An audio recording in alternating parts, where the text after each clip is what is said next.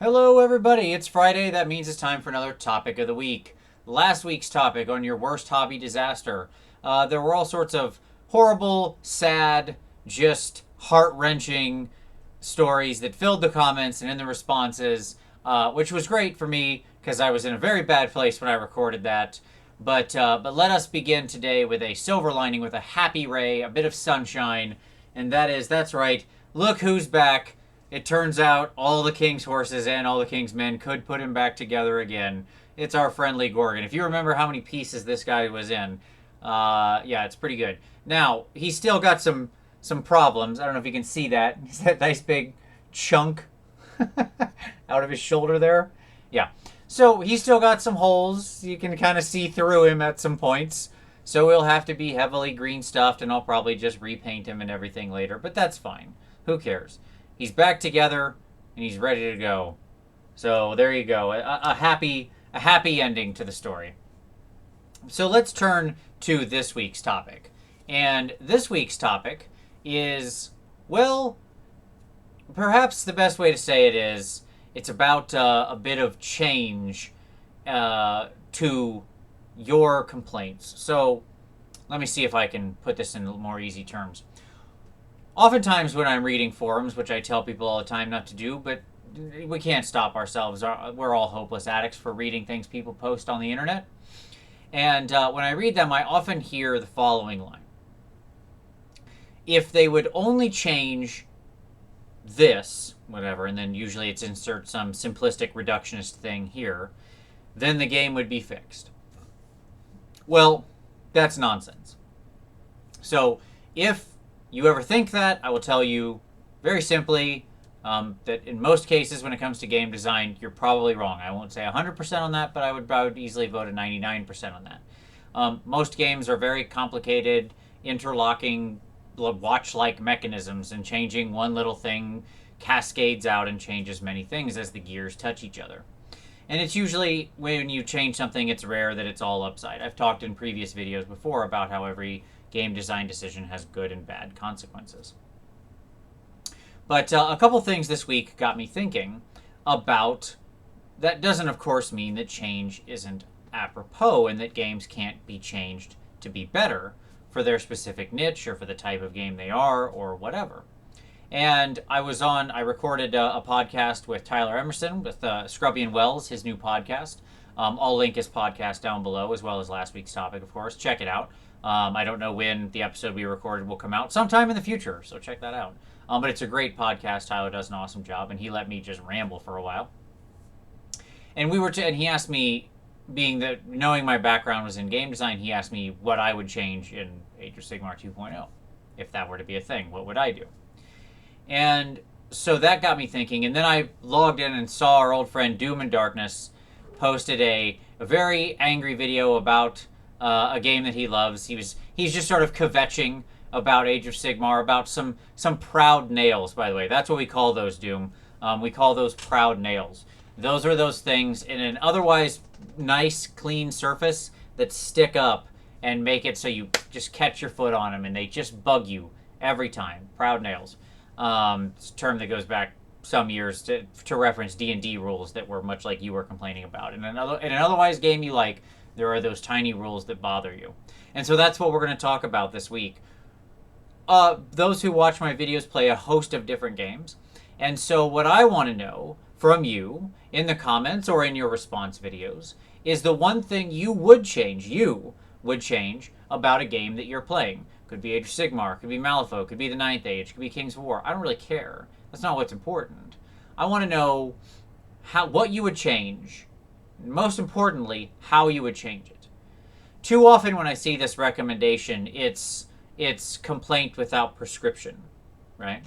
So, to me, if you can't offer solution, then I don't, yes, of course you can say, well, the game designer should be smarter than me.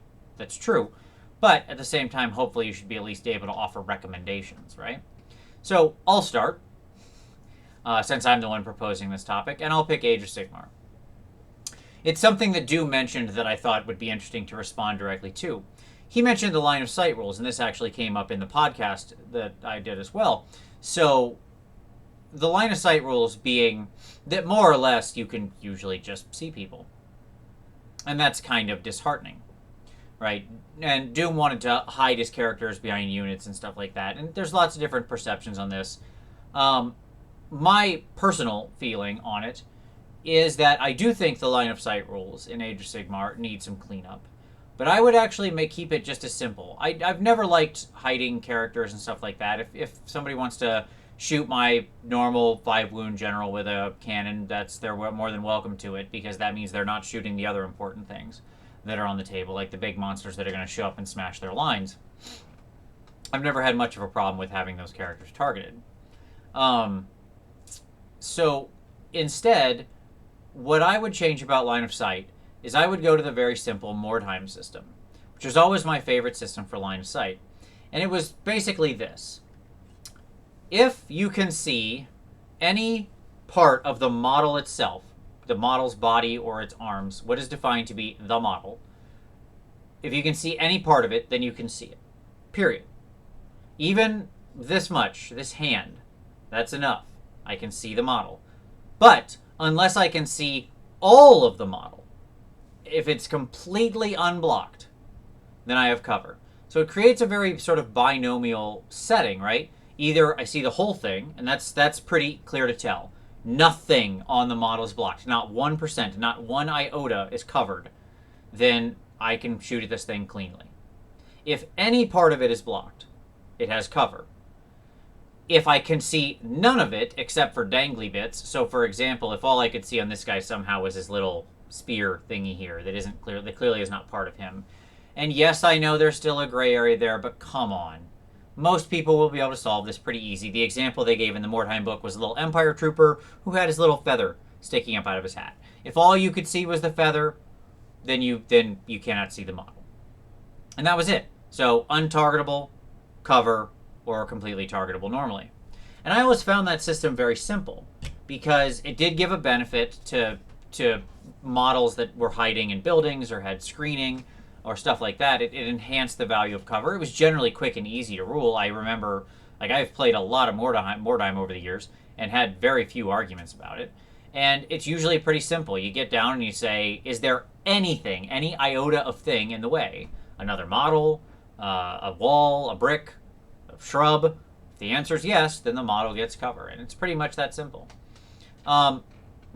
So I always preferred that. And I think that's a fairly clean line of sight, because what it means is that unless something is behind a wall, right, a complete and total wall where you can't see it at all, then you can target it. And whatever, life goes on. Everybody plays by the same rules. We all know what the benefit is. But nonetheless, there is still a serious benefit to playing smart and to moving up and using cover, depending on how good whatever the cover rule in that particular game happens to give you. In Mordheim, it was, the standard old school, negative to be hit. So it was quite powerful. So that's my little simple change I would make. I think the consequences of that kind of thing are actually fairly decent. There are still downsides. Of course, there's always downsides. In this case, maybe the downsides aren't something you perceive as bad, like it would diminish perhaps some ability of shooting or something like that. But I think for the most part it would be a fairly positive change. As I said, I find it to be one of the best line of sight systems ever because it was just clean, it was fast, and I respect that in design. But there you go. That's my little change. So here's what I want to know for you. As I said, pick your game, tell me your change, and give me your prescription. What would be the thing you would change? Any game system you like. If you do a video response, I'll link it down in the comments below, of course, so you can always refer back to this video to see what people recommend for their own games. Maybe you'll get some good ideas about some house rules you can play in your games. So, there you go. As always, look forward to your responses, and we'll see you next time.